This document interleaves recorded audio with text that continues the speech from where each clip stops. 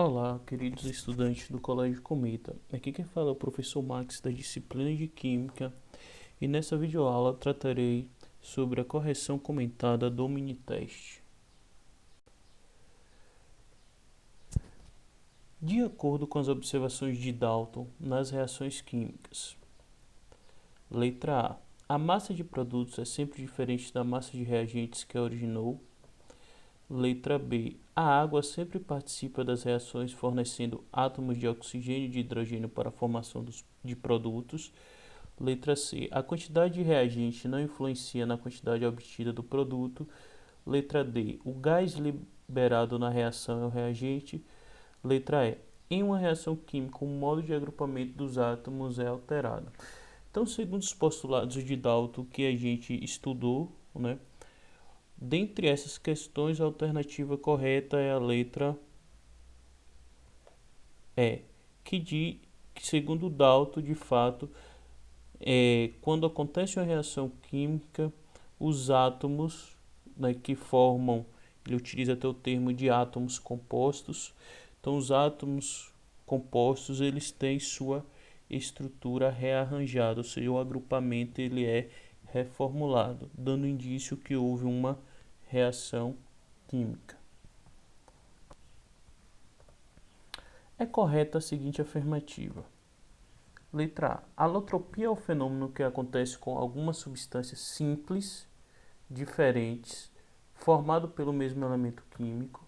Letra B. O que caracteriza um elemento químico é a quantidade de níveis de energia.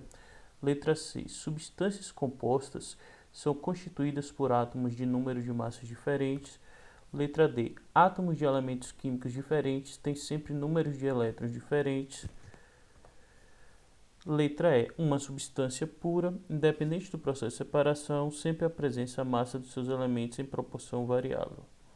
Então, neste caso, a alternativa correta é a letra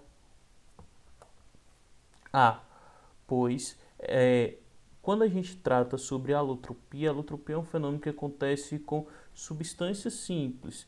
São substâncias simples diferentes que são formadas pelo mesmo elemento químico. Quando a gente discutiu nas aulas, eu dei dois exemplos. Eu dei o exemplo do oxigênio e do ozônio.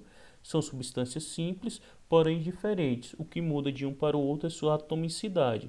E dei o exemplo do carbono grafite e do carbono diamante. Todos são elementos simples, compostos pelo mesmo elemento químico, que é o carbono, entretanto, eles se diferem na sua estrutura, tá? Então, por isso que é a letra A alternativa correta.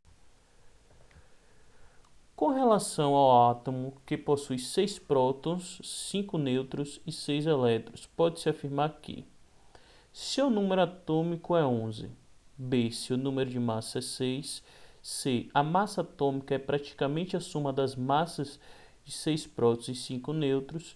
D. Existem 17 partículas no núcleo desse átomo. E. O núcleo do átomo tem carga zero. Então, a alternativa correta, letra C. A letra C é a alternativa correta porque quando eu apresentei para vocês as características das partículas subatômicas, prótons, nêutrons e elétrons, eu disse que as partículas subatômicas, ou seja, as partículas que compõem o átomo, que são os prótons, os nêutrons e os elétrons, eles têm valores de carga e valores de massa. Mostrei para vocês que é considerado que a massa de prótons é aproximadamente igual a de nêutrons, que elas equivalem, a uma unidade de massa.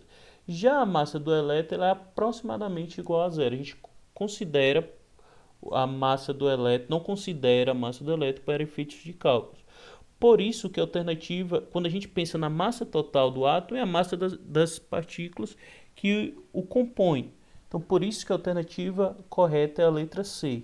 A soma da massa dos prótons mais o nêutrons é praticamente a massa atômica. É praticamente porque tem elétron, só que aí a gente desconsidera a massa do elétron, tá? Então, a alternativa correta, letra C. Um íon de carga 2- tem o mesmo número de elétrons que um certo átomo neutro, cujo número atômico é 18. Sabendo-se que o íon possui 20 nêutrons, o número atômico e o número de massa do átomo que dá origem a esse íon são respectivamente. Então, aqui estão as alternativas, vamos ver como é o entendimento dessa questão. Então perceba, o íon que eu representei, não sei que íon eu coloquei aí x2-. 2- é o valor da carga. E o outro átomo que está sendo feita a comparação, chamei de y, e como disse na questão, ele tem número atômico igual a 18. Já eu posso tirar algumas conclusões. Como assim? Porque ele está dizendo que é átomo, nem precisava falar que era átomo neutro. Sendo átomo, já subentende que a carga ela é igual a zero. Então a gente tem aí essa informação. Aí ele diz o seguinte: sabe-se que o íon possui 20 nêutrons, o número atômico e o número de massa do átomo que dá origem a esse íon. Então vamos primeiro aqui, é possível a gente encontrar o número atômico, que é equivalente à quantidade de prótons do íon. Por quê? Porque eu sei que o íon tem 18 elétrons, já que na questão diz que a quantidade de elétrons é igual ao número atômico do átomo, certo? Então, eu tendo 18 elétrons e a carga é 2-, isso quer dizer o quê? Tem quantos elétrons e quantos prótons nesse íon? Então, eu utilizei essa forma aqui, ó.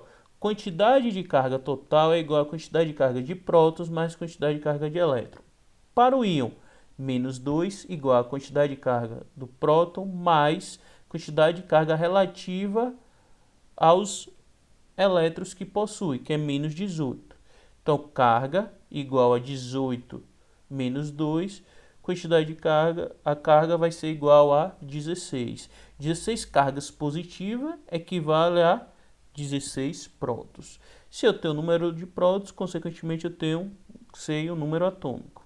E para encontrar o número de massa, aí ficou mais fácil, né? Só somar o número de prótons mais o número de nêutrons. Então eu tenho, utilizando essa outra forma, número de massa é igual a quantidade de prótons mais nêutrons, número de massa é igual a 16 mais 20, igual a 36. Então temos como resposta a letra C. Quando o elemento X emite partícula beta, transforma-se em Y. Os elementos X e Y são. Então essas são aí as alternativas, são isótopos, letra A, isóbaros, letra B, alótropos, letra C, isótonos, letra D, isoeletrônicos, letra E. Primeiro tem que saber o que significa cada um, isótopos, isóbaros, alótropos, isótonos e isoeletrônicos, para responder a questão. Segundo, saber a característica da partícula beta. A partícula beta, quando é emitida pelo núcleo atômico, né, a partícula beta ela tem número de massa igual a zero e o número atômico a gente considera que é -1, equivalente ao número atômico, certo? Se o número de massa é igual a zero, então a nova espécie formada, o novo elemento formado vai ter o mesmo número de massa do que o elemento que deu origem. Logo, X e Y serão isóbaros. Tem-se 40 gramas de um determinado material radioativo. Sabendo-se que a meia-vida desse material é igual a 15 horas. Depois de 75 horas, qual o percentual de massa radioativa restante? Então, como é que vocês vão analisar aí, tá? Primeiramente, vamos ver as alternativas, tá? Como isso vai ser feito?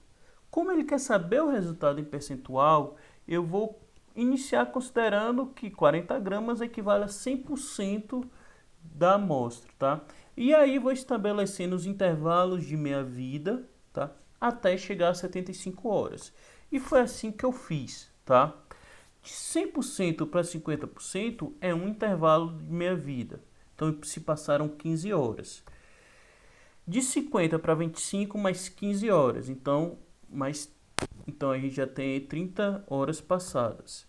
Mais 15, 45, mais 15, 60, mais 15 horas, 75 horas. Então, cada intervalo desse de minha vida é de 15 horas, o total aí, nesse processo de decaimento radioativo, tem que dar 75 horas, tá?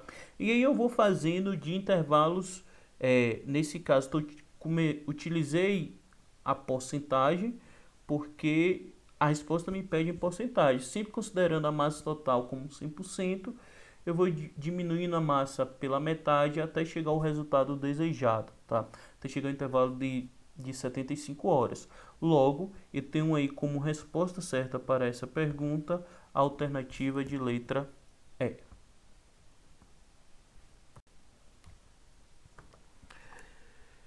Existem algumas figurinhas colecionadas por crianças que brilham no escuro. O fenômeno ocorre porque alguns elétrons que compõem os átomos das substâncias absorvem energia luminosa e saltam para níveis de energia mais externa. No escuro, esses elétrons retomam aos seus níveis de origem, liberando energia luminosa e fazendo a figurinha brilhar. Essa característica pode ser explicada considerando o modelo atômico proposto por... São as alternativas. Então, quem vai falar do que a gente chama, né, de efeito fotoelétrico? O que é esse efeito fotoelétrico? É quando o elétron ele é excitado e ele migra de um nível de energia de menor valor para um nível de energia de maior valor, e ao retornar-se ao nível de energia de menor valor, ele libera energia em forma de fóton. Como esse fóton é proveniente da transição eletrônica, o nome desse evento é efeito fotoelétrico, tá? Quem vai propor isso é o Bohr. É a partir do modelo atômico de Bohr, é a partir dos estudos dele em relação aos espectros, tá, luminosos que cada elemento pode fornecer, que são responsáveis pela identidade do elemento, que ele vai discutir essa transição eletrônica entre os diferentes níveis de energia. Qual a massa residual de um material radioativo que continha 200 gramas iniciais após ter sua terceira meia-vida? Aqui são as alternativas. Então, como é que eu vou fazer aí? Como eu quero o resultado em massa, eu vou trabalhar com o valor aí partindo de 200 mesmo. Na questão anterior sobre meia-vida, a gente trabalha no percentual. Aqui a gente vai trabalhar a relação em massa.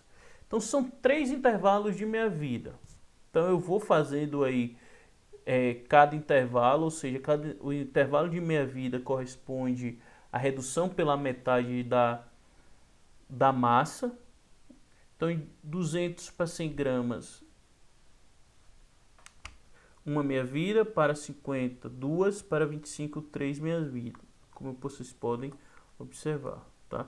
Então, no final, após 3 meia-vidas, terá 25 gramas. Então, o resíduo que sobrará será 25 gramas. O átomo de um elemento químico tem 7 elétrons no terceiro nível energético, N igual a 3. Considerando que os níveis energéticos 1 e 2 estão completos, qual o número atômico desse elemento? Então aqui são as alternativas: 14, letra A, letra B 16, letra C 17, letra D 26, letra E 36. Como é que vocês têm que pensar? Ó, primeiro nível de energia é o nível 1, o nível K, comporta no máximo 2 elétrons. Segundo nível de energia, que também está completo, é o nível L, ou o nível 2, que comporta no máximo 8 elétrons. E o terceiro nível de energia, ele não fala que esse terceiro está completo, ele diz que o terceiro tem 7 elétrons, apesar do terceiro nível de energia comportar no máximo 18, mas ele só tem 7, tá? Então, a distribuição em níveis de energia, sem considerar os subníveis, é essa daí para esse elemento. Então, o total de elétrons que ele vai ter aí, 17 elétrons. Como se trata de um átomo, e o átomo tem carga igual a zero, e a quantidade de elétrons é igual à quantidade de prótons, logo, o número atômico também será 17. Abaixo temos as fórmulas de Lewis para o átomo de 5 elementos químicos: hidrogênio, carbono, nitrogênio, oxigênio e cloro. Tá? Qual desses elementos tem a maior quantidade de elétrons na camada de valência? Essa questão é bem simples porque vocês só precisam lembrar como é formado as estruturas de Lewis ou fórmulas de Lewis. As fórmulas de Lewis consideram a letra, que representa o elemento químico, as bolinhas a gente utiliza para representar os elétrons, né? Mas os elétrons da camada de valência, ou seja, da camada mais externa do elemento em questão, tá? Nesse caso, para essas representações aí, o que tiver a maior quantidade de elétrons representado, consequentemente vai ter a maior quantidade de elétrons na camada de valência. Que a gente pode notar, hidrogênio tem 1, carbono 4, nitrogênio 5, oxigênio 6, cloro 7. Logo, a alternativa correta é a letra